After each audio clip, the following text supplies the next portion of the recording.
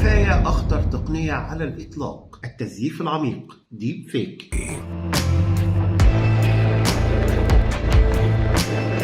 لو فاكر انك رايح في قضية وجايب معاك الدليل وهو فيديو للجريمة او الكلام اللي بتتهم بيه حد، فانا بقول لك ان حتى الفيديو وتسجيل الفيديو اللي انت جايبه مش دليل، لانه ببساطة بحتة تطبيق صغير على تليفونك اقدر اخلي اي حد يقول ويعمل اي حاجة لا هو قالها ولا عملها ولا يعرف عنها حاجة. We need to be more vigilant with what we trust from the internet. شفت بقول التقنية الأخطر على الإطلاق ليه؟ والموضوع مش جديد على فكرة، ده بدأ من نوفمبر 2017 لما نشر مستخدم مجهول على منصة التواصل الاجتماعي ريدت خوارزمية ذكاء اصطناعي بتنشئ مقاطع فيديو مزيفة ولكنها واقعية جدا، وبعد فترة قليلة بدأت تنتشر بشكل مرعب، والأنيل من كده إنها كانت مجانية. والتزييف العميق أو الديب فيك بيعمل عملية دمج للوجوه باحترافية شديدة، وده بيخلي أي حد يتحول لشخص تاني شكلا، ومش بس شكلا وصوتا كمان. والله حاجة في منتهى الخطورة لما تبقى شخصية عامة أو مشهورة وتلاقي نفسك في فيديو بتقول حاجات وبتعمل حاجات عمرك في حياتك لا قلتها ولا عملتها، ومع ناس عمرك ما شفتهم حتى.